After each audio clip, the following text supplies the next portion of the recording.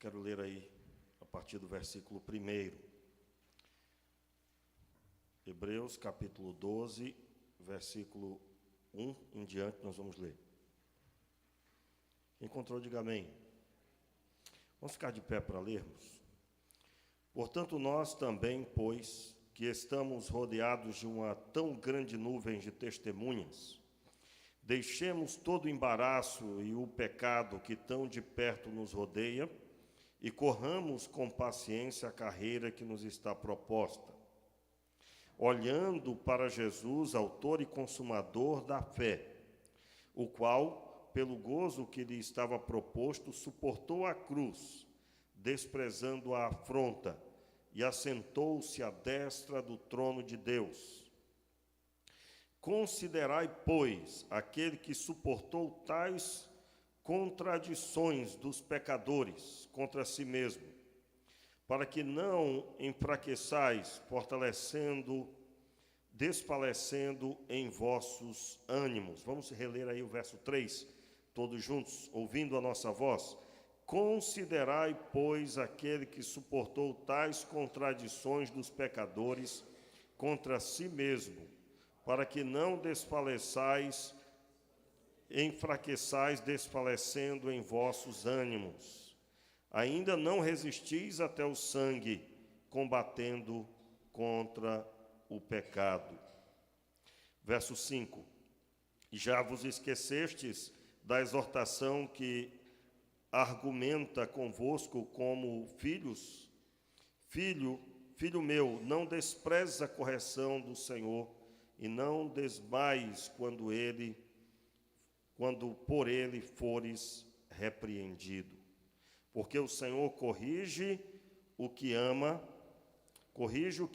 e açoita a qualquer que recebe por filho. Vamos orar mais uma vez? Meu Pai, muito obrigado pela Tua palavra. Te pedimos que o Senhor nos abençoe com a iluminação dela. Pedimos, Senhor, que o Senhor fortaleça os nossos corações e quebre em nós toda a fé inadequada, todo o pensamento que ainda resta em nós do velho homem, ou que tenhamos recebido, Senhor, de ensinos que não têm fundamento em Ti. Te pedimos, Senhor, que o Senhor vá até o profundo da nossa alma com a Tua palavra, desfazendo, Senhor, as fortalezas e gerando em nós um novo homem em Cristo Jesus. Oramos assim, meu Deus, em nome de Jesus. Amém. Poder sentar, meus irmãos?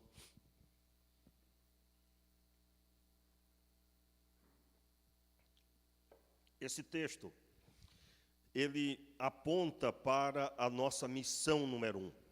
A nossa missão número 1 é vivermos a fé como Jesus viveu.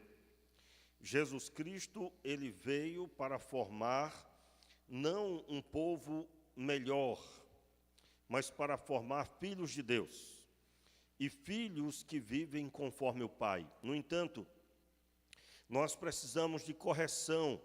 Todos nós precisamos de correção, porque não sabemos e não viemos prontos, estamos sendo feitos em Cristo. E essa visão de sermos feitos é bem conforme está escrito que Deus escolheu uns para apóstolos, outros para profetas, outros para evangelistas, para também dons de socorro, não é? E pastores, a fim de que todos nós cheguemos à estatura, assim, no resumo dessa fala bíblica, a fim de que todos nós cheguemos à estatura de Cristo, a perfeita varonilidade. Varonilidade ali significa capacidade plena de homem.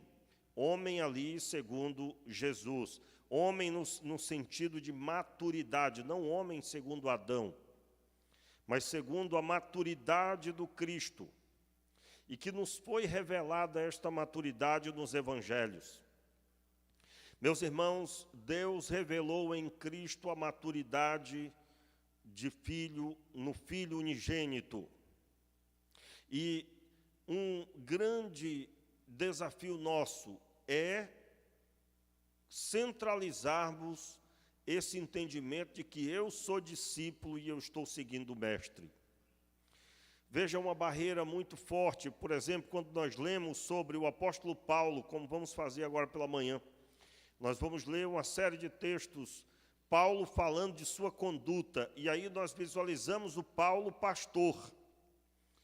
E nós podemos cometer o erro de criar uma barreira onde, por causa da responsabilidade diferente, esquecermos que todos somos discípulos. Como assim? Paulo, quando fala, ele fala como pastor, como missionário, como homem de Deus, mas, independente de sua responsabilidade, ele é discípulo.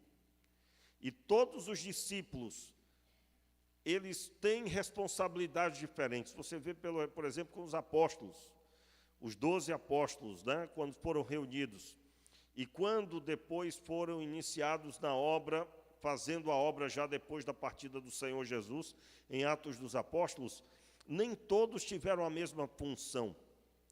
Você vai observar Filipe, por exemplo, ele é citado como evangelista, e depois ele não é visto mais fazendo a obra. Você vai ver Pedro como aquele que iniciou liderando o começo da igreja, mas depois também ele não aparece mais, e a ênfase toda se dá em cima do apóstolo Paulo, que nem andou com os apóstolos como Jesus andou com eles, como eles andaram com Jesus, aliás. Isso, para nós, irmãos, deve ser uma prova viva, clara, de que Deus não escolheu preferidos para permanecer como intocáveis, mas que Deus manifestou na vida dos primeiros escolhidos o plano para todos.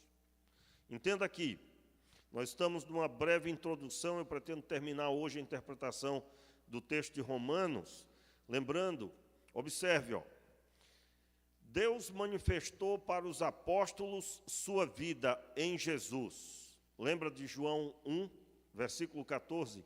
E vimos, e o Verbo se fez carne e habitou entre nós, e vimos a sua glória, como a glória do unigênito do Pai. Você pode, no nosso canal, no YouTube, você pode procurar uma playlist que fala só sobre isso, e vimos a sua glória. São pelo menos, se eu não me engano, mais de 70 mensagens, onde nós começamos do capítulo 1 até o último capítulo do Evangelho, visando explanar a Bíblia, expor o que a Bíblia diz sobre o vimos a sua glória. A glória manifesta pelo Pai em Jesus.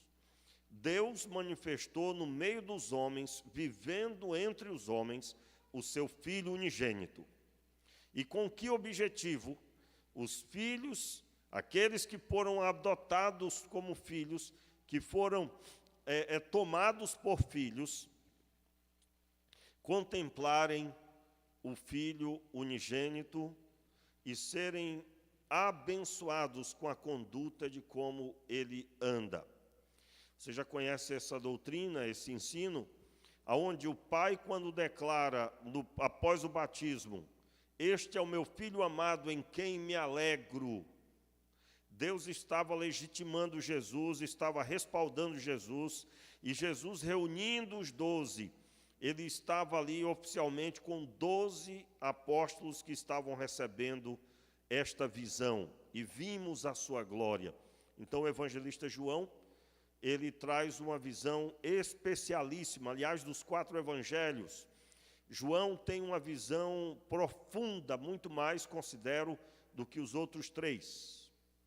Mateus tinha como objetivo, na sua escrita, pregar aos judeus e mostrar aos judeus a respeito do Filho de Deus, mas que ele era o Rei prometido. Por isso que em Mateus você vai ver muito mais Jesus sendo apresentado como o Rei, o Rei, o Rei. Você vai ver muito mais citações do Antigo Testamento, visando dizer que ele era o prometido. Você vai observar no texto de Mateus que há muito pouca explicação sobre a lei, sobre fundamentos da lei, porque foi uma carta endereçada a judeus. Por isso que fica difícil você pegar Mateus e querer as explicações, porque o alvo inicial era pessoas que já sabiam sobre a lei. Então lá vai falar de dízimo, mas não vai explicar sobre dízimo. Lá vai falar uma série de coisas do Antigo Testamento, mas não era necessário explicar. Depois você vai ver Marcos, e vai encontrar em Marcos tudo muito rápido. Marcos é considerado um texto bem, vamos dizer assim, bem com palavreado muito simples, que tinha o seu objetivo também, mas não há profundidade em Marcos como você encontra no Evangelho de João. Mas é um texto rápido, que cita também trechos importantíssimos, mas que tem uma conotação e um alvo diferente. Depois você vai encontrar o texto de Lucas. Lucas foi escrito não por um dos apóstolos, ele colheu as informações de quem andou, e é claro, dentre eles os apóstolos também, e ele escreve o Evangelho de Lucas, muito bem escrito, ele era médico, e ele tratou muito bem de detalhar os acontecimentos, dado a riqueza das informações.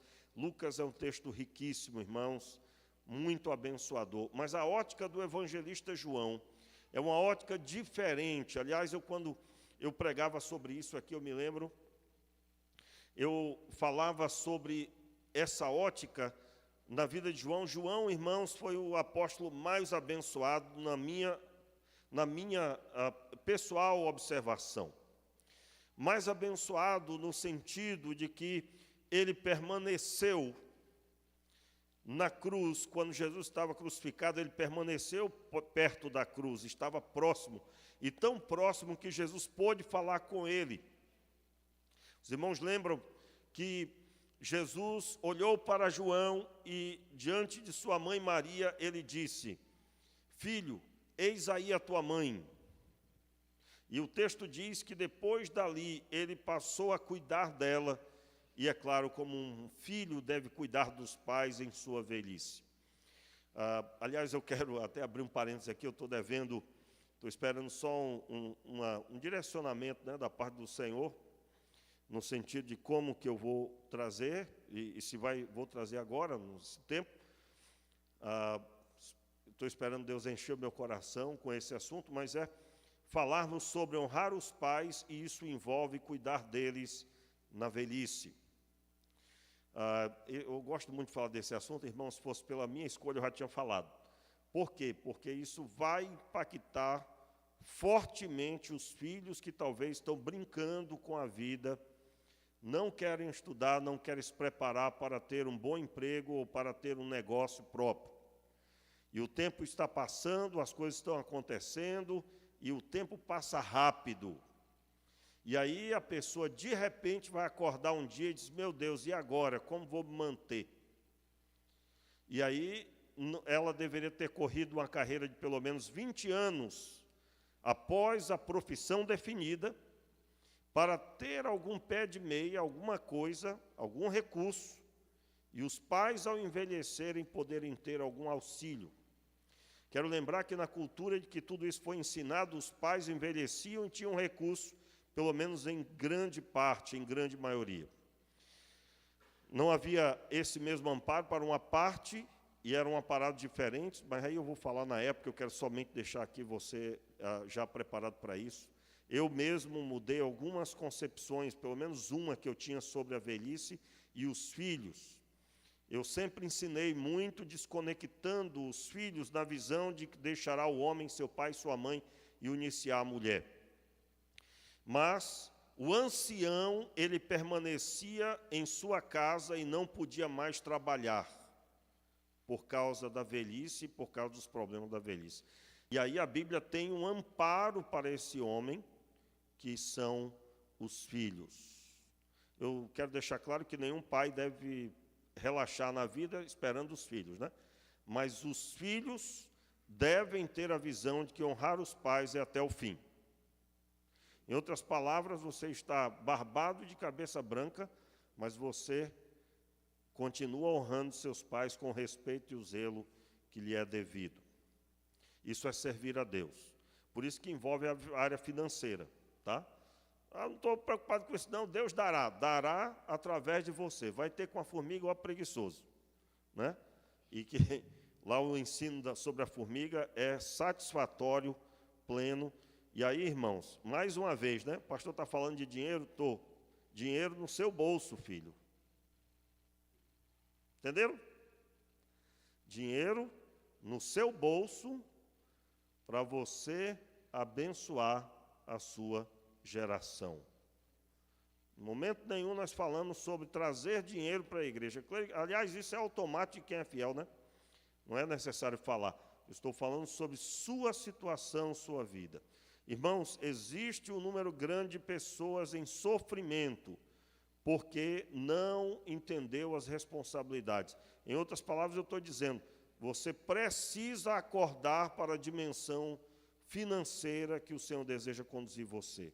Eu não estou dizendo que se você vai ser rico, mas estou dizendo que você deve buscar a suficiência e conforme o ensino. Eu já estou terminando falando, já adiantando as coisas, né?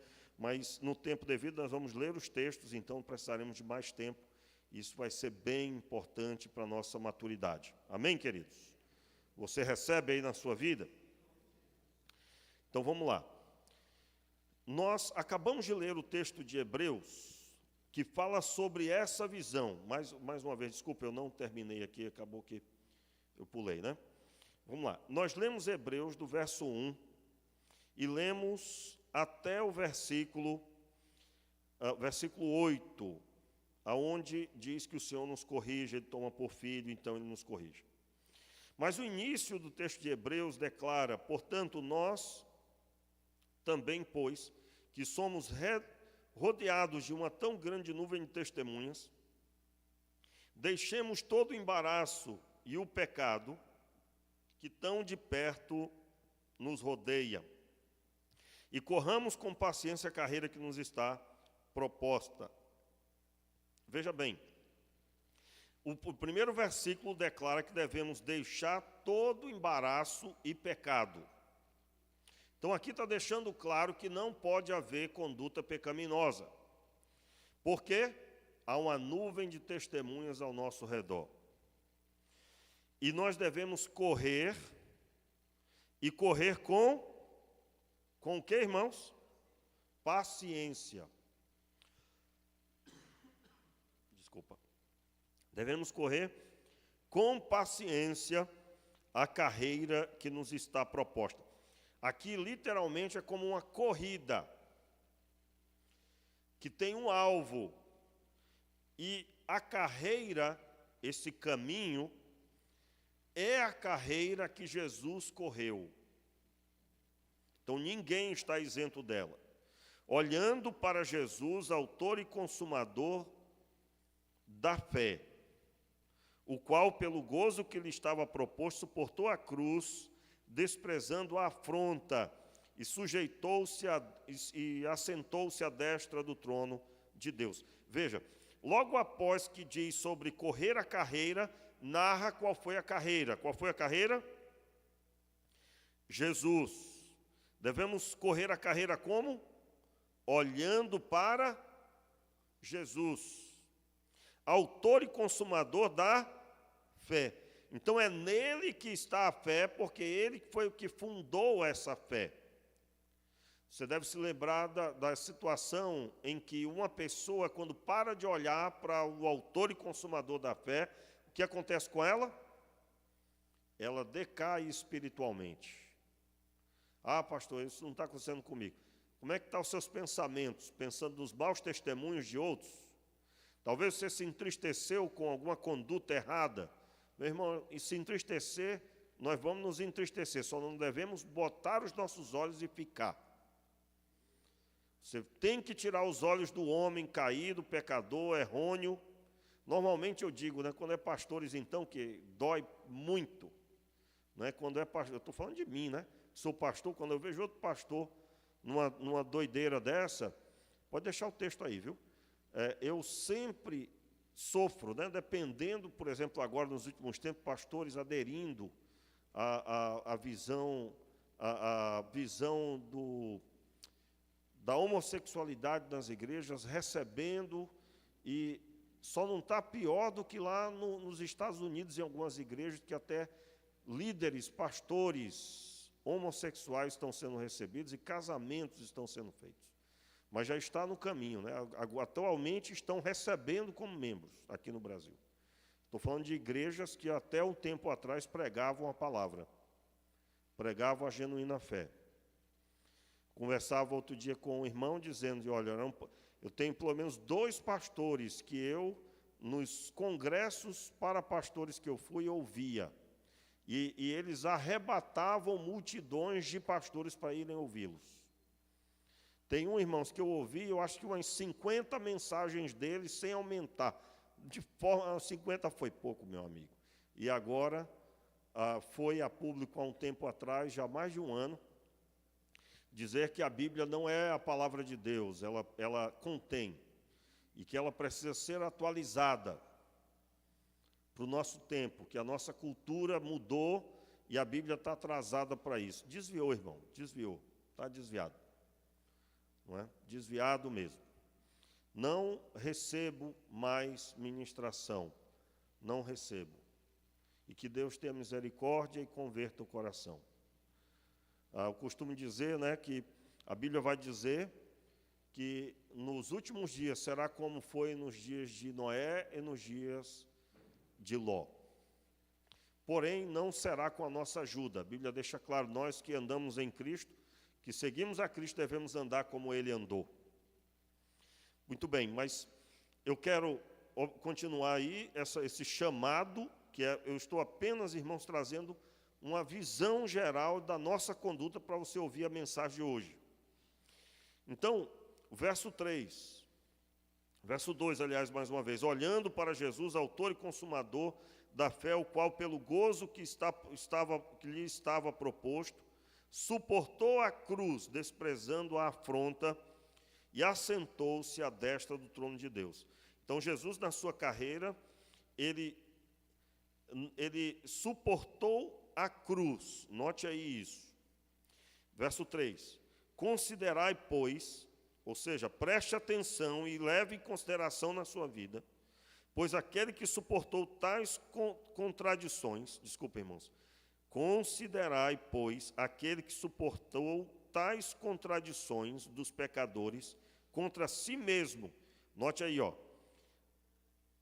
Tais contradições dos pecadores contra si mesmo, para que não enfraqueçais, desfalecendo em vossos ânimos. Então, o texto está dizendo claramente que eu devo considerar aquele que suportou tais contradições dos pecadores contra si mesmo, para que não enfraqueçais. Os irmãos estão vendo a raiz do enfraquecimento? Qual é a raiz do enfraquecimento? Tirar os olhos de Jesus como base da vida, como aquele que vai ordenar sobre o que eu vou fazer.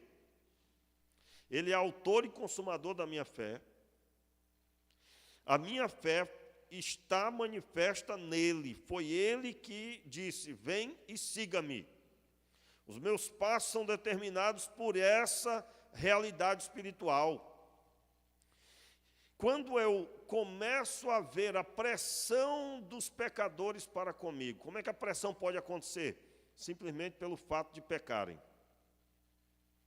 Os muitos pecados ao redor podem gerar uma pressão. A impressão de que a maioria peca e você é um só na multidão. Olha a pressão aí. Somente a forma pecaminosa, só pela existência ao redor. Muitas vezes na família as coisas estão piorando, você está buscando, mas as coisas estão piorando. Como se isso não fosse já determinado, né? Mas de repente parece que você esquece dessas coisas. E aí a pessoa vai caminhando para uma preparação e abrindo porta para o desânimo. Irmãos, os irmãos estão vendo que aquela história que nós temos combatido no decorrer do tempo. Estou desanimado, fulano está desanimado, pastor. Veja bem, você deve ajudar, você deve orar pelas pessoas, você deve visitar, deve se preocupar com elas, você deve ligar para elas, Porém, o que firma o pé de uma pessoa em Cristo é a comunhão pessoal, firmado no entendimento bíblico, que gera andar como Jesus andou. Quantos estão entendendo? Diga, eu recebo essa palavra. Em nome de Jesus. Então, leve essa palavra à pessoa, abra a Bíblia para a pessoa na sua visita, na sua comunhão com ela, e diga, meu irmão, olhe para Jesus. Ah, mas fulano me fez isso. Olhe para Jesus, perdoe a pessoa e venha caminhar com Cristo. Irmãos, quais eram as atitudes de Jesus?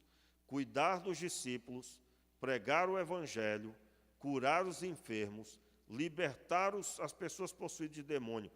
Você tem que ter esse alvo na sua vida. Pastor, mas eu estou iniciando. Meu irmão, eu era novo na fé. Tinha 8 meses de convertido, já cuidava de 8. Literalmente, era 8 meses e eu tinha 8 pessoas que eu cuidava. 8 pessoas. Quem eram essas pessoas? Fui pregando na minha rua. Eles foram sabendo que eu agora estava na igreja, vinha conversar comigo e eu mandava ver evangelho. Dos 8, 3 eram desviados que voltaram. O que eu ensinava a eles? Eles não queriam ir para a igreja, nem todos eles. Pelo menos uns 3 iam aos cultos comigo, porém os outros ainda não. Então eu reunia na casa de uma semana, todos eram amigos, todo mundo morava ali, alguns até parente quase. Então eu ensinei ali durante alguns meses e era o que eu recebia no culto da igreja, eu levava.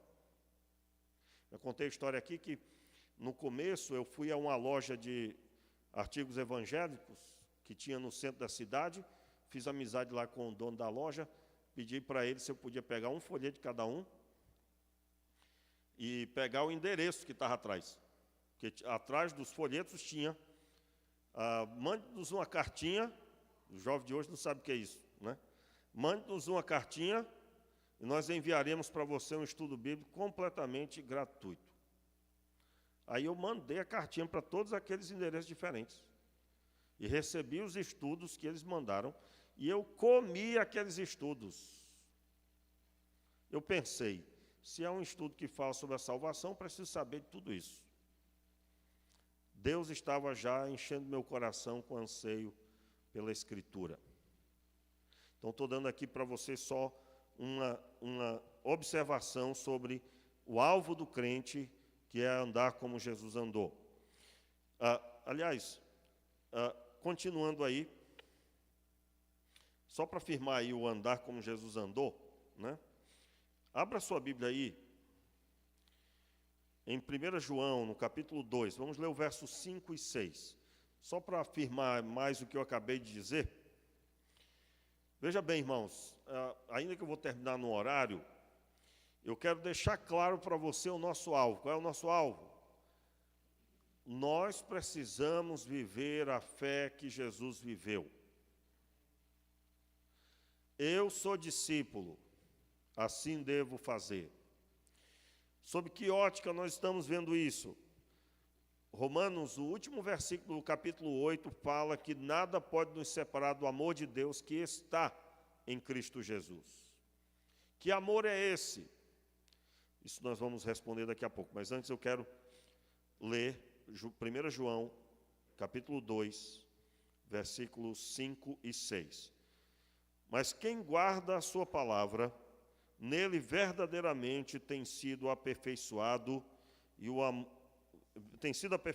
amor de Deus.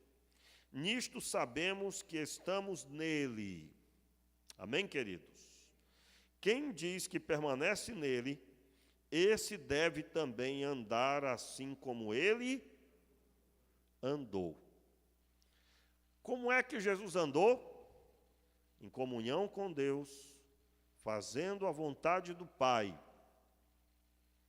Então, você tem lá 20 anos de fé, mas você não entendeu isso ainda, meu irmão, você tem que estar apavorado, você tem que estar passando mal.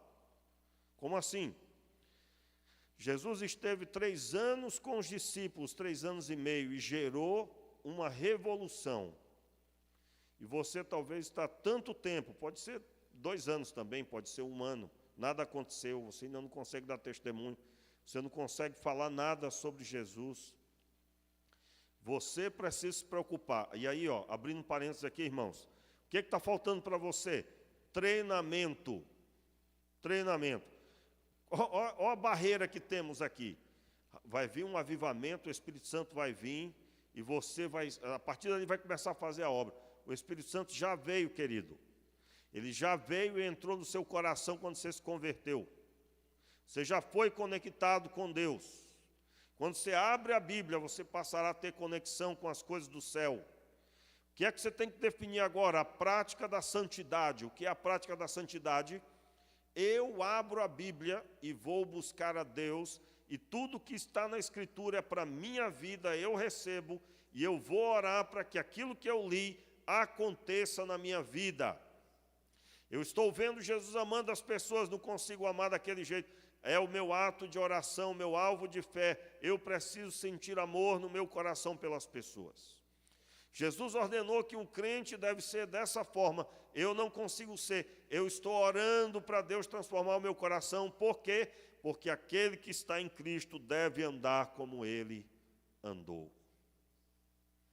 E aí, no decorrer da sua caminhada, no tempo, 1 ano, 2 anos, 3 anos, 4 anos, Deus vai transformando a sua vida e vai gerando em você a vida dele por meio das transformações.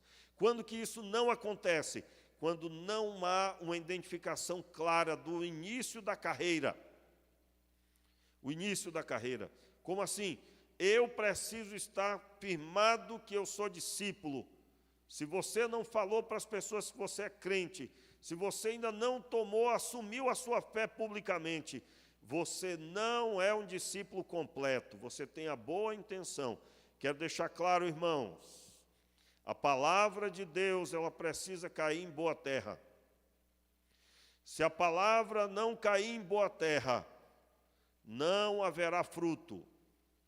Parábola do semeador, não precisa ler, os irmãos já conhecem. A parábola do semeador deixa claro que uma parte da semente caiu à beira em céu aberto, à beira do caminho, como diz a história. Veio a ave e comeu. A ave é Satanás. A semente é a palavra de Deus. A terra é o coração. Aqui caiu em terreno aberto, é aquele que não tem sustentação, e a palavra de Deus não encontra sustentação, liberdade, o inimigo vem e rouba. Só ouviu, não desceu para o coração. Mas o segundo, caiu em terreno pedregoso, veio o sol e queimou, porque não havia raiz. As pedras, se a terra é o coração e há pedras, o evangelho começou a entrar, mas encontrou resistência. E então veio os problemas, as situações, e mataram a semente, porque não tinha raiz. Meus irmãos, como está o seu coração? Seu coração ainda tem pedras, e você vive em altos e mais baixos do que altos. Sabe que tem que estar, mas não consegue. Quero falar assim, dessa forma, não interpretando o texto à risca, porque a interpretação do texto vai dizer que aquele que se converteu, aquele que genuinamente é convertido, a boa terra, o que é as características da boa terra? Honesto e bom, que tem um coração honesto e bom. E aí tem uma explicação para o honesto e o bom. Que, em outras palavras, alguém que foi levado à conversão e então está da forma correta para receber a palavra. Mas tem também aquele que caiu em terreno que havia espinhos. Os espinhos cresceram primeiro e sufocaram a semente. São os prazeres e a perseguição, os problemas, as coisas que vieram, basicamente os prazeres, as coisas que a pessoa pesou na balança e não quis abrir mão. Então, é como os espinhos que crescem e sufocam. Eu costumo dizer, irmãos, que a igreja do nosso tempo, ela não está preparada para ver o cumprimento da parábola do semeador. Esta parábola se cumpre até hoje, irmãos. Se cumpre até hoje. Nós recebemos a palavra com o coração honesto e bom, mas ao nosso redor nem todos. E nós, quando olhamos para as outras pessoas que não receberam, receberam com espinhos, com pedras, na terra, com dificuldades, ou em céu aberto, superficialmente, a semente foi recebida. Nós muitas vezes nos entristecemos. Por que é que Deus não salvou? Por que é que Deus não converteu? Por que é que essa pessoa não quis? Quando nós devemos olhar e pedir misericórdia e compreender sobre o plano maravilhoso de Deus, e Deus trata com cada um, irmãos. Por mais que tenhamos afeto, isso não move salvação sobre a pessoa. Quem move é o Senhor. E a Ele devemos nos render e continuar pregando e orando, porque nós não sabemos como será aquele dia. Amém, queridos? Então, tendo firmado esse entendimento de que nós estamos em busca da conduta de Jesus para nós, irmãos, nós estamos à procura dessa realidade. Veja, até aqui, nós não falamos de vitórias no sentido de conquistas que satisfazem o ego ou que satisfazem o potencial nessa terra, os prazeres que a terra nos oferece no sentido de termos dinheiro, por exemplo. Termos capacidade de desfrutar das coisas lindas desse mundo. Irmãos, coisa boa é viajar, é ou não é? Quando você viaja, quando você faz uma viagem, não é algo prazeroso? No entanto, nós sabemos que não é possível fazer isso sempre que queremos. Eu quero dizer que a nossa alegria não está nas coisas, não está nos acontecimentos humanos que possamos promover, obter, não está nas propriedades, mas está em Cristo Jesus, irmãos. Eu estou dizendo que a nossa satisfação só pode ser encontrada em Jesus. Somente, irmãos, quando nós fechamos os nossos olhos e nós conseguimos ver o trono do Senhor. Quando oramos e as lágrimas vêm porque estamos sentindo a presença de Deus. Somente dessa forma nós podemos, irmãos, obter a satisfação. E eu digo a você, se você está em Cristo, tenha como alvo andar como Ele andou. Voltando para o texto de Hebreus, o versículo 4, Hebreus capítulo 12, versículo 4, ainda não resistis até o sangue, combatendo contra o pecado. Entendo aqui, irmãos, para entender o verso 4, temos que voltar para o verso 2. Olhando para Jesus, autor e consumador da fé, o qual, pelo gozo que lhe estava proposto, suportou a cruz, desprezando a afronta, e assentou-se à destra do trono de Deus. Considerai, pois, aquele que suportou tais contradições dos pecadores contra si mesmo, para que não enfraqueçais, desfalecendo em vossos ânimos. Ainda não resistis até o sangue, combatendo contra o pecado. Entenda aí o combatendo contra o pecado. Jesus se opôs ao pecado quando andou em Deus. Andar em Cristo é se opor ao pecado. E ele resistiu até o sangue. Ele foi resistente, ele esteve firme até o sangue, e ele derramou o seu sangue naquela cruz. E aí o verso 5, já vos esquecestes da exortação que argumenta convosco como filhos. Filho meu, não desprezes a correção do Senhor, não desmais quando por ele fores repreendido. Porque o Senhor corrige ao que ama e açoita qualquer que recebe por filho. Se suportais a correção, Deus vos trata como filhos. Porque que filho há que o pai, que filho há a quem o pai não corrija? Mas se estáis sem disciplina, da qual todos são feitos participantes, sois então bastardos e não filhos. Na verdade, não lemos até aqui no começo, mas o meu alvo era ler. Eu quero, com isso, finalizar dizendo, irmãos, se você está sem correção, eu estou falando, irmãos, a correção que está sendo dita aqui não é a correção que o pastor dá na igreja, não é? Nós sabemos que existem 3 formas de correção. Primeiro, a preventiva. A preventiva são as pregações, né? Um dia, irmãos, uma pessoa, os irmãos lembram disso, né? No culto administrativo, a pessoa estava sendo desligada porque estava desviada. E tinha gente sofrendo por causa disso, e que a gente precisava fazer mais. Já estávamos há mais de 8 meses buscando a restauração da pessoa. Aí eu tive que explicar, olha, essa pessoa foi muito apoiada a cada culto. A cada culto, só o culto, a prevenção corretiva foi dada. Os louvores, as ministrações, as orações, o ambiente espiritual, tudo isso faz parte da prevenção corretiva. Previne porque a pessoa é abençoada com a palavra de Deus, fortalecida, então ela é conduzida. Se ela não está vivendo, ela está sendo chamada a viver. Então, é uma correção preventiva. Aí tem a correção corretiva. Corretiva, porque alguém precisa ser chamado, conversar com a pessoa, falar sobre este assunto que nós falamos agora e que ela não está vivendo.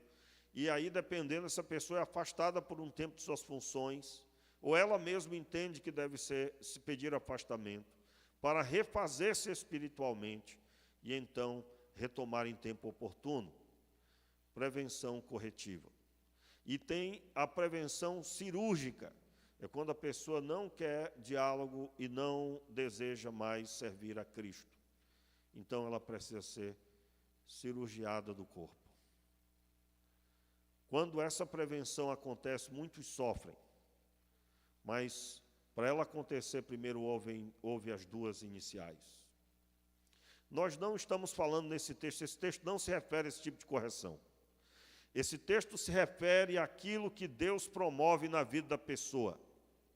Aquilo que Deus promove, o próprio Deus açoita quem toma por filho, e ninguém pode fugir a isso. E aí, irmãos, aquele que é duro de coração, Deus vai lá e dá umas pancadas nele até ele perceber que ele tem que parar de endurecer para Deus. Um dos exemplos é o profeta Jonas. Foi preciso ir para a barriga do peixe, para o fundo do mar, e depois a barriga do peixe, para então converter-se, converter a conduta. Quem somos nós para ensinar Deus? Quem somos nós para decidir quem é que vai ser salvo ou vai se perder? Era o que ele queria. Ele tinha alegria em uma sombra de uma árvore e tristeza quando a árvore morreu, mas não tinha tristeza pela morte de 170.000 pessoas adultas, fora as crianças. Era uma gigantesca cidade. Uma gigantesca cidade. O texto diz que o texto termina dessa forma. Irmãos, você pode crer, é um milagre Deus ter salvado uma cidade inteira. Mas o texto tem como alvo, no meu entendimento, falar da dureza do coração daqueles que servem ao Senhor. Da dificuldade que há. E Deus, como toma por filho, Ele corrige. Nenhum participante do povo do Senhor promoveu aquilo que Deus promoveu. A tempestade, o mar revolto ao ponto de se perder o navio. Não, foi o próprio Deus que promoveu tudo. Lançaram a sorte e caiu sobre ele. E ele então é descoberto, ele assume que estava endurecido para com Deus, e ele mesmo diz, lançai-me ao mar. Meus irmãos, Deus não desiste de você. Se Deus salvou a sua vida, e você sabe que Ele salvou, você é para estar servindo a Deus, andando como Jesus andou. E aí, eu não gosto de falar muito sobre isso, porque pode ser que alguém comece a medir por aí, né? E aí nós vamos ser os amigos de Jó, né? Como assim? Os amigos de Jó estavam lá do lado de Jó: Jó, tu está assim porque tu pecou. Ó, Jó, é assim porque tu não era fiel financeiramente, tu não socorreu as viúvas, os órfãos. E aí começaram a acusá-lo, terminaram eles doentes por causa do pecado que cometeram. Não seja amigo de Jó, viu? Mas a correção de Deus, ela pode vir, sim, por meio de enfermidade. Basta você ler o texto de Apocalipse, quando fala lá daqueles que ouviram a respeito de Jezabel, que se deixaram influenciar pelas doutrinas de Jezabel, pelas doutrinas dos nicolaítas, o próprio Deus dizendo que iria repreendê-los, e repreendê-los com enfermidade, e o texto dá a entender, inclusive, sobre a morte também. Só basta você ver o texto sobre a ceia do Senhor, que ali na igreja de Corinto havia muitos que já haviam morrido, porque tomavam o cálice e o pão indignamente. Você imagina, meu irmão, uma pessoa declarar que está em aliança, estando em pecado. Quando você levanta o cálice, você está dizendo que Jesus está em você. E o próprio Paulo disse, por causa disso, examinai o homem a si mesmo. Aí ele cita já no final, porque por causa dessa indignidade, em outras palavras, há muitos que dormem. O texto dando a entender que eram pessoas até salvas, mas que eram endurecidas de coração, e o Senhor Deus os corrigiu, até o ponto que teve que levá-los. Estude o texto, estude o texto. Em outras palavras, o meu ensino, do que eu tenho entendido da Escritura, ninguém pode dizer do outro tal coisa, a não ser que Deus tenha revelado, mas ninguém pode dizer do outro tal coisa, mas Deus nos chama, cada um de nós, a refletirmos sobre a nossa vida, e aquilo que Ele tem para nós, as coisas que Ele tem para nós, o alvo pessoal que Ele estabeleceu para você. Talvez você era para ser o intercessor da sua casa. Talvez o Senhor falou com você que era para você acordar de madrugada durante um tempo, tal hora, e você não obedeceu. Meus irmãos, Deus nos ama tanto que Ele vai nos corrigindo. E você, sendo filho, você sabe que está precisando, necessitado de tal coisa.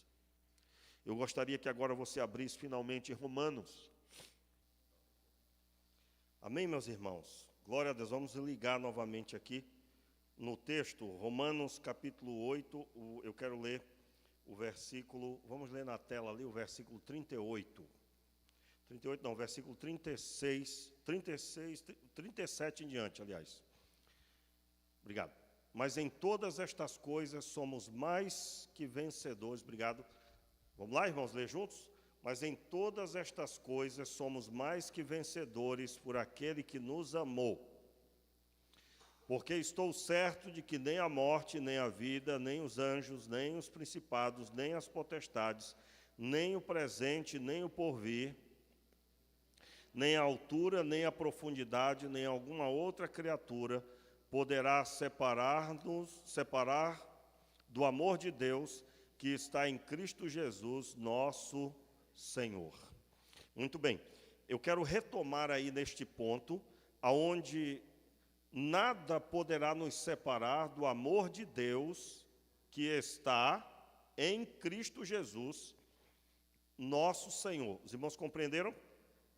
O finalzinho aí, o versículo 39, diz assim: nem a altura, nem a profundidade, nem alguma outra criatura nos poderá separar do amor de Deus que está em Cristo Jesus, nosso Senhor. Entenda o ponto aqui.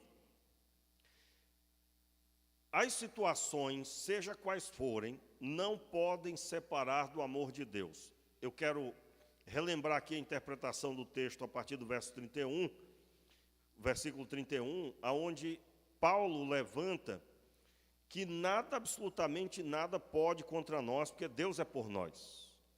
A acusação que os homens venham a fazer não vai afetar em nada o plano de Deus. Seu nome não deixa de ser escrito no livro da vida por causa das acusações. As perseguições, os problemas, o mal se levantando, nada disso pode afetar a sua comunhão com Deus, porque ela foi firmada pelo próprio Deus e nada, nada, nada nessa terra e nem no reino espiritual pode afetar. Por isso que ele cita principados e potestades. Aliás, quando ele vai citar sobre esse assunto, está aí no verso 38, pois estou certo que nem a morte, e aqui ele fala sobre a proposta, a ameaça de morte, tá? Não é, se a pessoa morrer em Cristo, ela vai para a glória, vai ser uma bênção, que maravilha. Mas ele está falando sobre a iminência da morte pode nos separar.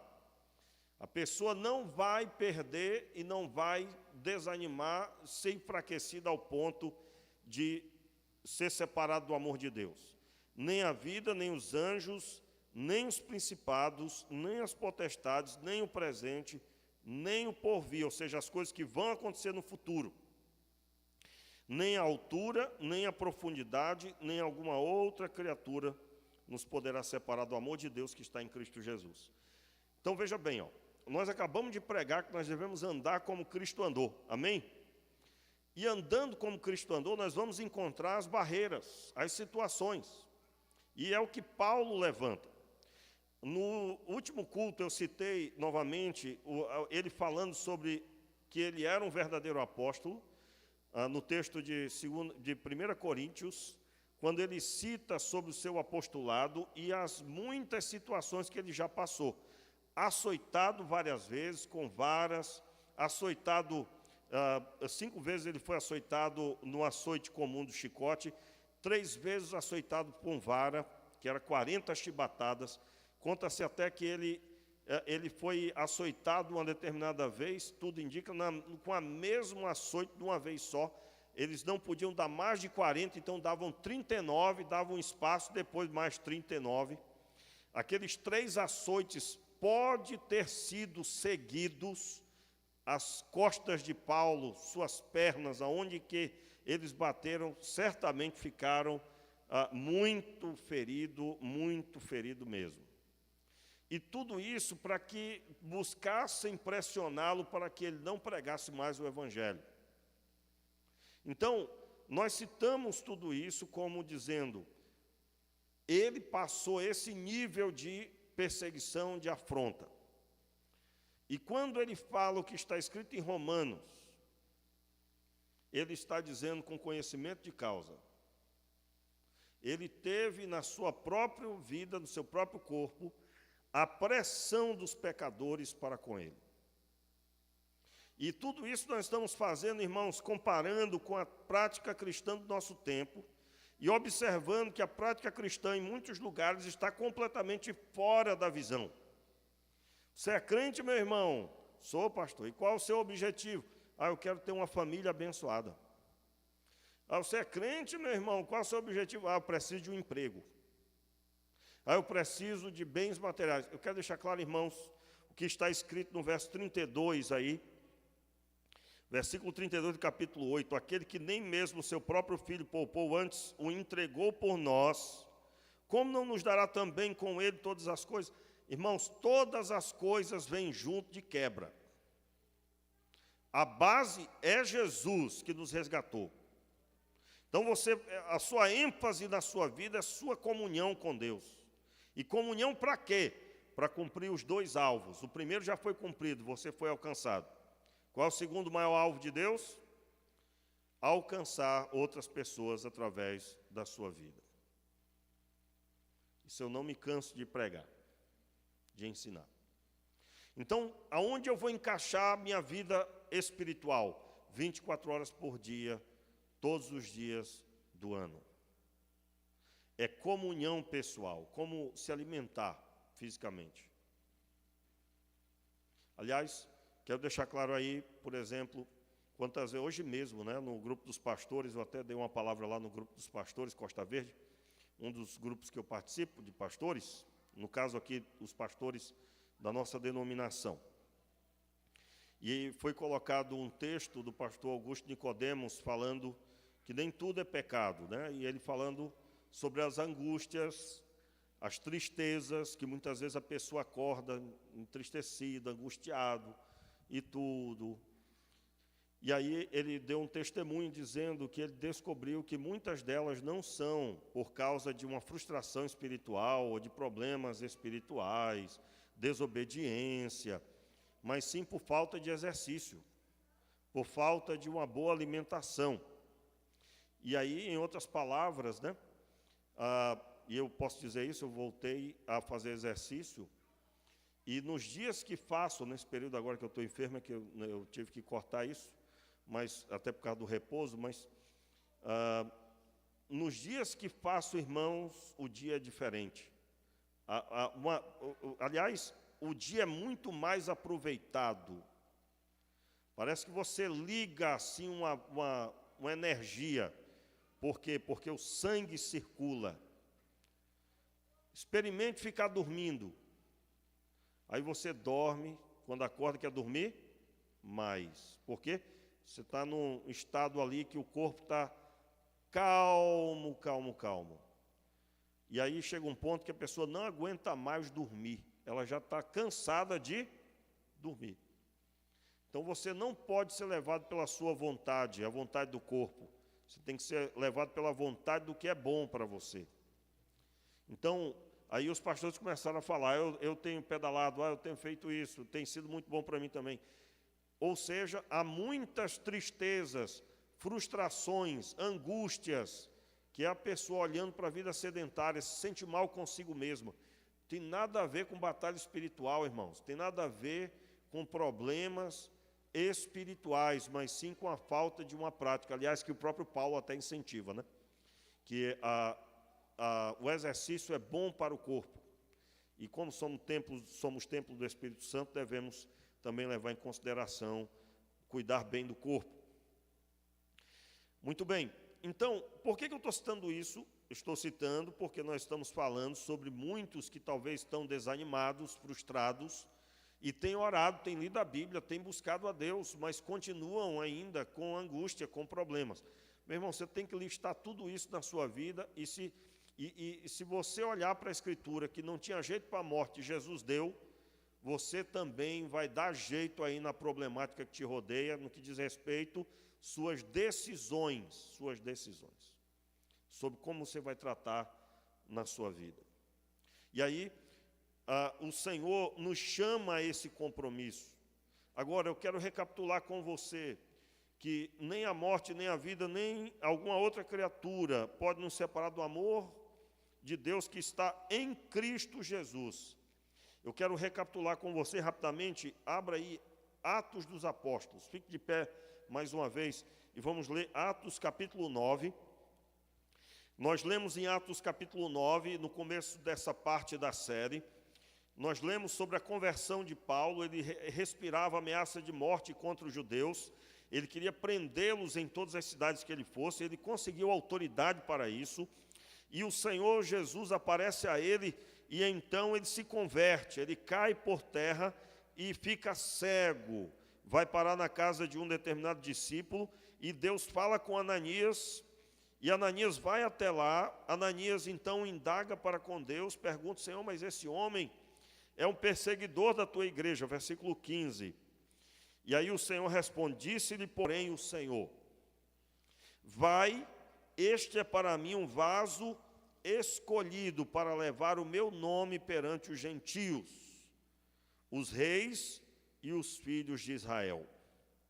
E eu lhe mostrarei quanto deve sofrer pelo meu nome. Poder sentar, irmãos?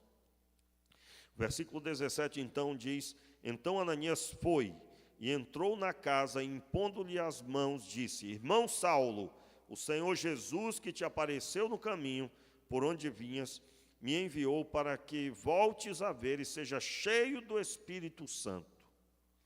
Imediatamente lhe caíram dos olhos umas escamas e voltou a ver, levantou-se e foi batizado. Ananias batizou Saulo. E aqui ele começa a ser chamado, provavelmente aqui ele começa a ser chamado de Paulo, que também era seu nome, um sobrenome. Eu quero, com isso, relembrar você que foi o próprio Jesus que falou isso. Irmãos, vamos voltar aqui rapidamente numa explanação que fiz hoje ainda, fiz aqui nessa pregação. Veja como Deus descentraliza a obra dele, descentraliza, que eu digo no sentido que não pode ficar ali engessado, né? Como assim? Os apóstolos foram chamados por Deus, são os apóstolos, eles estão no nível acima. Isso aí, irmãos, é fora da visão. Qual é a visão correta? Deus chamou os primeiros discípulos para andar com ele. E quem são esses homens? São homens que Deus escolheu para, naquele momento, andarem próximos e receberem a palavra com propriedade. Esses homens, parte deles some em Atos dos Apóstolos. Outros são citados rapidamente, conforme disse aqui. Mas veja como Deus chama discípulos. E o que ele mostrou na Escritura era visando com que todos vissem a si mesmos. Que em determinado momento,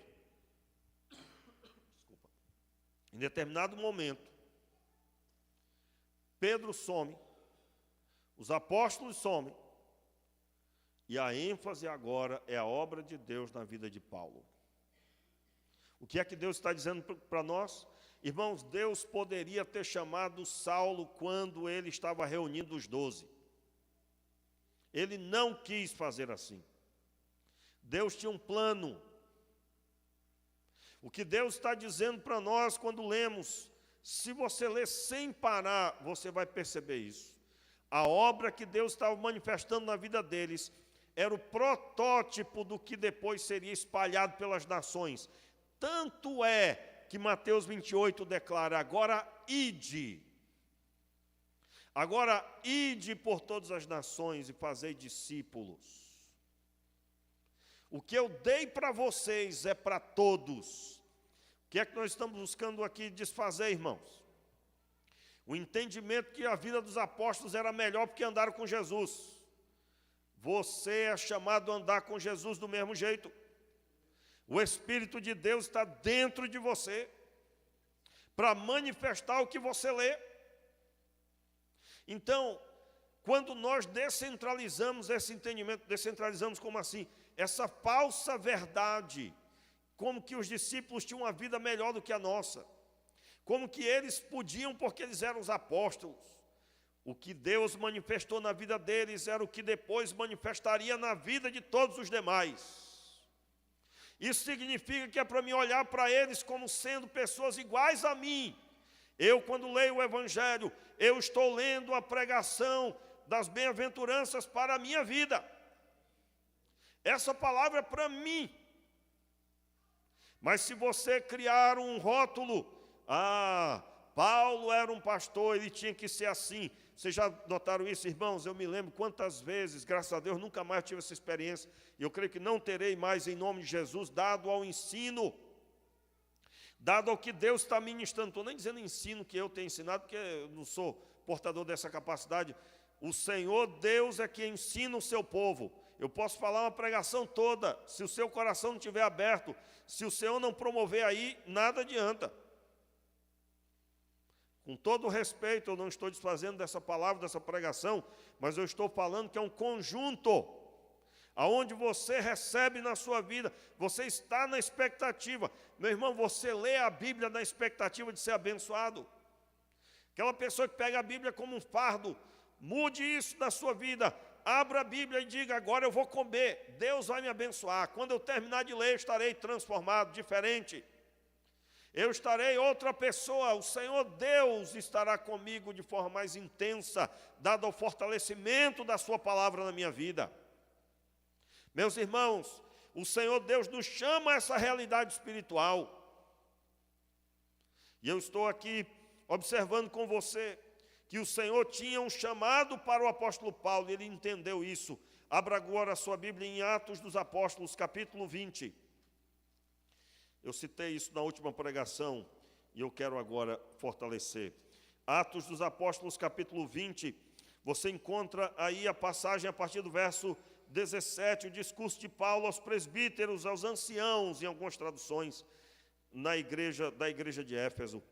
E então ele começa a dizer para eles uma série de coisas importantes, mas eu quero ler a partir do versículo 21. Eram as instruções que ele que estava dando a eles, pois... Vamos ler a partir do verso 17, meus irmãos, eu não vou conseguir. Vamos lá. De Mileto mandou chamar os presbíteros da igreja de Éfeso. Logo que chegaram, disse-lhes: vós bem sabeis, desde o primeiro dia em que entrei na Ásia, como em todo esse tempo me comportei no meio de vós, servindo ao Senhor com toda humildade, com muitas lágrimas e provações, que pelas ciladas dos judeus me sobrevieram. Note aí, que pelas ciladas dos judeus me sobrevieram. Ou seja, nem a morte, nem a vida, nem principado, nem oposição dos pecadores, e então me sobrevieram. Verso 20, continuando.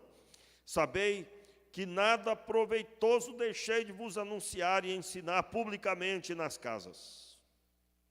Tenho declarado tanto aos judeus como aos gregos que devem se converter a Deus, arrepender-se e ter fé em nosso Senhor Jesus Cristo. E agora, levado pelo Espírito, vou para Jerusalém, não sabendo o que de lá há de me acontecer. Somente sei que o Espírito Santo, de cidade em cidade, me revela, dizendo que me esperam prisões e tribulações.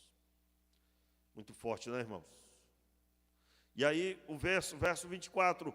Em nada, porém, considero a minha vida preciosa, contanto que cumpra com alegria a minha carreira e o ministério que recebi do Senhor Jesus, para dar testemunho do Evangelho da graça de Deus. Meu Deus, ele sabia, ele tinha convicção do seu chamado. O chamado era para que alvo?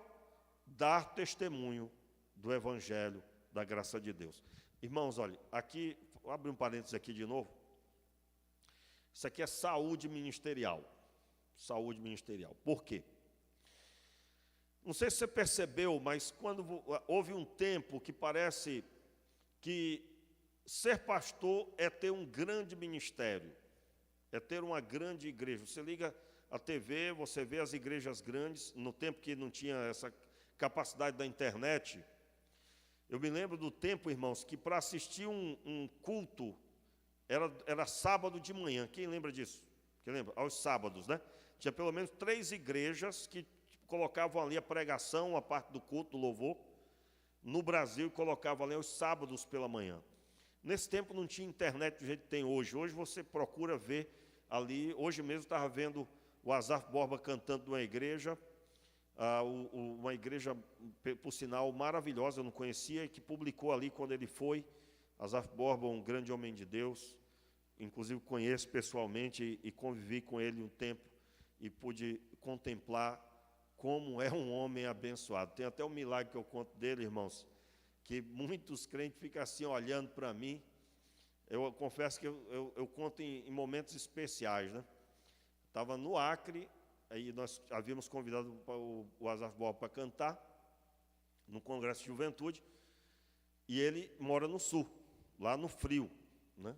E o Acre, meu irmão, o negócio lá é quente mesmo, mas é um quente diferente de qualquer lugar que você já imaginou.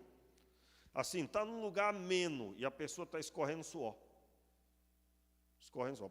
Porque a umidade do ar é elevadíssima. Por causa da Amazônia, por causa do o clima maravilhoso que proporciona todo aquele ecossistema. Mas é diferente de tudo que você já imaginou o calor lá. E aí, meu irmão, esse homem chegou, ele ficou hospedado numa casa maravilhosa de uma médica, uma cirurgiã dentista, aliás, que cedeu a casa, ela ia viajar, soube do evento e sabia também que a gente estava procurando aonde hospedá-lo, e ele ficou hospedado na casa daquela irmã que proveu toda uma capacidade, e tínhamos também ali, acompanharíamos ele naqueles dias, naquela casa. E eu deixava no final de noite, e aí, irmãos, naquela noite, no primeiro dia que ele estava ali, ou no segundo, faltou luz completamente na rua.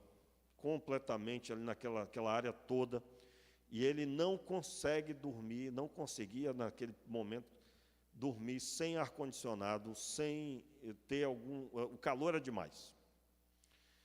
Meus irmãos, esse homem de manhã, quando eu fui pegar ele na casa com os olhos desse tamanho, ele ainda num estado assim de bênção de Deus.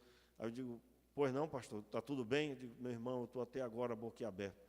Aí ele foi contar a experiência de que acabou a energia completamente. Ele disse, Senhor, tu sabes o quanto eu estou cansado, eu preciso dormir.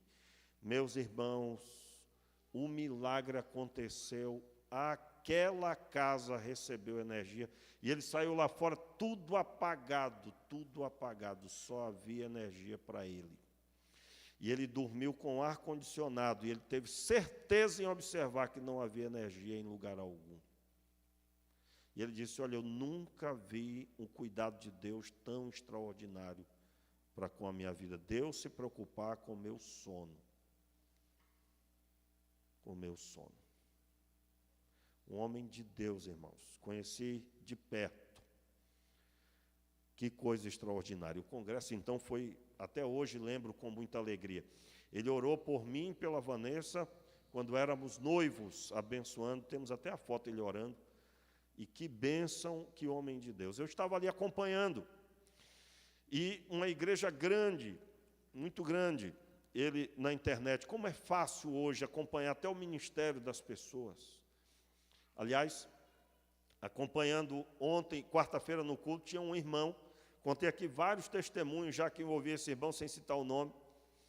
E ele tem acompanhado os cultos aqui, não sei nem se ele está agora, mas tem acompanhado os cultos. É da época que eu me converti, é meu filho na fé, o Júnior, e ele está voltando para Jesus e tem participado dos cultos, mora lá em Mossoró.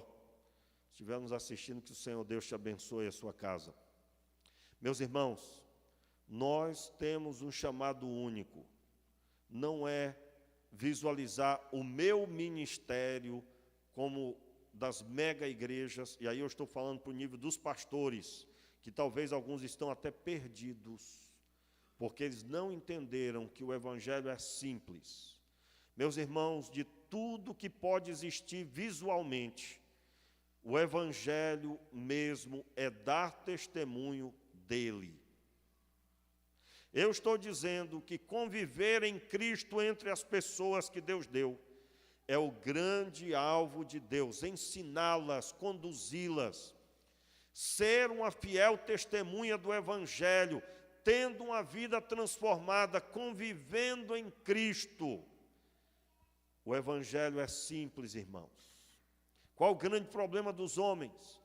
Que muitos lugares transformaram as igrejas em CNPJ, e a igreja não é o CNPJ, a igreja são pessoas. Eu não estou indo contra ter megas igrejas, não, de forma nenhuma.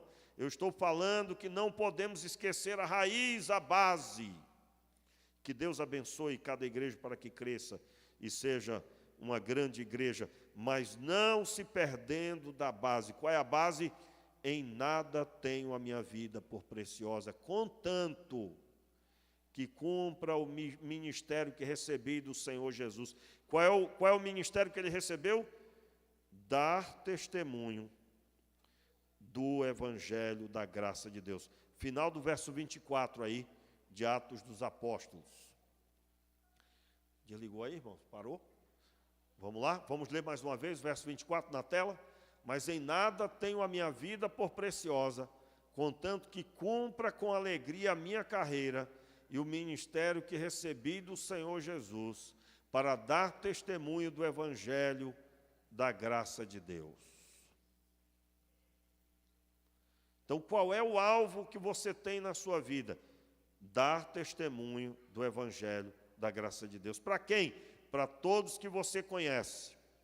Para todas as pessoas da sua família, para todas as pessoas que você tiver contato hoje, que você está se aproximando, que você tem conhecido. O crente tem que ter o alvo de se aproximar das pessoas, irmãos. Eu não sei se você entendeu isso. Mas se você vive a sua vida e você não tem contato com pessoas, não visualiza possíveis discípulos de Jesus, você precisa mudar a sua conduta. Não viva numa caixinha, não viva para você mesmo. Saia dessa caixinha e visualize as pessoas ao redor. Procure se aproximar, procure dar bom dia, boa tarde, boa noite. Dê sorriso às pessoas. Se aproxime das pessoas. Se você souber que ela está precisando de algum auxílio, aproveite a oportunidade para aproximar da pessoa. Você vai dar testemunho do Evangelho, mas para isso você tem que se aproximar delas. Se você tem tido relacionamentos superficiais, procure se aproximar para influenciar com o Evangelho. E agora, meus irmãos, para finalizar, eu ministrei aqui na quarta-feira, e nós falávamos sobre essa obra maravilhosa que Ele nos deu. Em resumo, eu gostaria que você abrisse a sua Bíblia em Atos dos Apóstolos. Ainda aí, falando da conversão, né, Paulo, em Atos 26, ainda em Atos eu encerro aqui. Atos 26, versículo 12 até o verso 18. Diz assim, Atos 26, verso 12 até o 18. O Paulo está dando testemunho, ele está testificando perante o rei Agripa, está logo aí no começo do capítulo 26. Agora, eu estou lendo com os irmãos um exemplo do que é dar testemunho do Evangelho, amém, queridos? E o texto diz, no verso 12, ele está contando da sua conversão, ele diz, numa destas viagens, indo eu a Damasco com a autoridade e comissão dos principais sacerdotes. Ao meio-dia, ó rei, vi no caminho a luz do céu, o qual excedia o brilho do sol, cuja claridade envolveu a mim e aos que iam comigo. Caindo nós todos por terra, ouvi uma voz que me falava em língua hebraica. Saulo, Saulo, por que me persegues? Dura coisa é resistires ao evangelho, aos aguilhões. Eu estou lendo, irmãos, estou tão acostumado com outra tradução, que agora eu li, né? Dura coisa é recalcitares, se eu não me engano é assim a palavra, contra os aguilhões, ou seja, resistir aos aguilhões. Entenda aqui, Paulo está citando num palavreado que ele cita, olha, você vai ficar preso a mim, não tem para onde correr. Dura coisa é resistir a isso. Irmãos, isso aqui, para entender isso, precisávamos falar um pouco sobre o Deus irresistível. Deus é irresistível.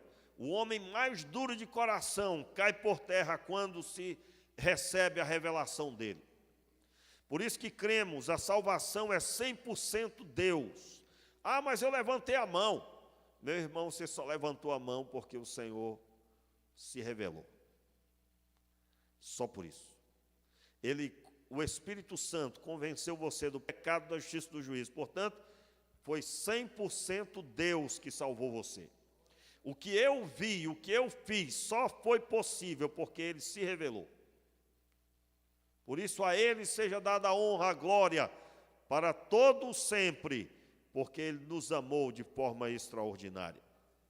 E aí ele continua falando, verso 15, disse eu, quem és, Senhor? Respondeu ele, eu sou Jesus, a quem tu persegues. Agora, levanta-te e põe-te em pé, e eu te apareci por isso, para te fazer ministro e testemunha tanto das coisas que tens visto, como daquelas pelas quais te aparecerei ainda. Note aí, nesse texto nós estamos vendo outros detalhes que não estão em Atos 9. Notaram isso? Ele está aqui dando testemunho, ele dá esse testemunho duas vezes, é até bom você ler depois o outro testemunho que ele dá também. porque cada um tem detalhes. Aqui ele cita que a fala de Jesus foi em hebraico. Na época não se falava hebraico. O hebraico só sabia ler, escrever e falar quem era judeu, fiel ao judaísmo. Era a língua morta, a língua que se falava na época de Jesus era o aramaico. Foi escrito em grego, pastor? Foi escrito em grego porque o alvo era espalhar por todas as nações. E o grego era a língua mais falada. Mas o povo judeu lia o Antigo Testamento em hebraico, portanto tinha que saber falar e escrever o hebraico. Paulo falava em hebraico pregando na cidade de Éfeso. Ele toma a palavra e fala em hebraico, e então eles respeitam, porque veem que ele é um judeu praticante, porque senão não saberia falar em hebraico. Meus irmãos, olhe os detalhes, a riqueza desse texto. Ele aqui relata que Jesus falou com ele que, olha, eu te apareci por isso, para te fazer ministro e testemunha, tanto das coisas que tens visto, como daquelas pelas quais te aparecerei ainda. Como das coisas que tem visto? Ele sabia que Jesus tinha sido morto, ele só não acreditava no momento da sua conversão. Ele sabia que o corpo tinha sumido, ele achava que os judeus tinham preparado tudo aquilo, certamente. Ele não acreditava que tinha ressuscitado, mas ele sabia que tinha sido falado que havia ressuscitado. Então, quando Jesus falou isso para ele, estava dizendo: você vai pregar o que você tem visto, agora eu te faço pregador dessa mensagem. E também das coisas que você ainda vai ver. Verso 17: eu te livrarei deste povo e dos gentios, a quem agora te envio, para lhes abrir os olhos das trevas, os converter à luz, e do poder de Satanás a Deus, para que recebam perdão dos pecados e herança entre aqueles que são santificados pela fé em mim. Gente, que mensagem, que palavra extraordinária. Meus irmãos, eu vou parar por aqui. Eu disse que ia acabar hoje pela manhã, mas vou acabar hoje à noite. Não tem como continuarmos. Vamos orar nesse momento, porque está diante de nós o que deve estar na nossa boca, no nosso coração. Olha o efeito disso. Pelo que eu, ó rei Agripa, não fui desobediente à visão celestial. Essa visão apareceu a você, eu não sei quando, mas eu sei que teve um dia, uma hora, que você se converteu. E o Senhor ali te chamou, como chamou a Paulo. E você, no decorrer do tempo, tem ouvido as mensagens, tem lido a Bíblia, e o Senhor já te mostrou qual o motivo da sua existência. A glória de Deus. A glória de Deus. Meus irmãos, sabe o que nós estamos falando? Que o crente entra na igreja, ele já vem com o coração embasado. Eu vim adorar a Deus. Eu vim adorar a Deus. Ah, mas estou precisando de auxílio, de ajuda. Não, meu irmão, minha vida está em Cristo, eu estou sendo cuidado por Ele. É claro, a oração dos meus irmãos é importante, mas eu sei em quem tenho crido e que em breve Ele se levantará em meu favor. Minha vida pertence a Deus e eu pertenço a Ele, pertencendo a Ele, dou testemunho do Evangelho, da graça de Deus. Portanto, meu irmão, por estarmos rodeados de uma tão grande nuvem de testemunhas, deixemos todo embaraço e pecado e corramos a carreira que nos está proposta, olhando para Jesus, autor e consumador da nossa fé. Fique de pé no seu lugar e vamos orar. Meu Pai, muito obrigado pela Tua palavra. Te pedimos, Pai, o Teu mover sobre cada um dos Teus filhos agora. Pedimos o Teu Espírito Santo conduzindo cada um para a glória do Teu nome. Senhor, olha para essa pessoa que está aqui hoje. Toma em Tuas mãos e assim como foi com Paulo, o Teu Espírito venha ministrar. eles sejam cheios do Espírito Santo. Levante as suas mãos, meu irmão. Senhor, enche no teu Espírito os teus filhos, restabelece, revitaliza, revigora, traz o bálsamo para curar o coração. Estende a tua mão sobre os teus filhos e conduz cada um, Senhor, a pastos verdejantes. Conduz cada um, Senhor, para andar com o Senhor. E ainda que ande pelo vale da sombra da morte, não tema mal algum, porque a vara e o cajado do Senhor os consolam. Meu Pai, nos apossamos dessa palavra que ouvimos agora pela manhã, que nem a morte, nem a vida, nem principado, nem potestade, nem alguma outra criatura pode nos separar do amor de Deus que está em Cristo Jesus. Nós cremos, Pai, que o Senhor é por nós e absolutamente quem será contra nós. E assim, Pai, nos apossamos desta salvação e te pedimos, Pai, que na nossa boca haja esta pregação, aonde nós vamos abrir os olhos dos gentios, como Paulo foi escolhido, para convertê-los das trevas para a luz e do poder de Satanás para Deus, a fim de que eles recebam a remissão dos pecados e a herança entre os quais são santificados pela fé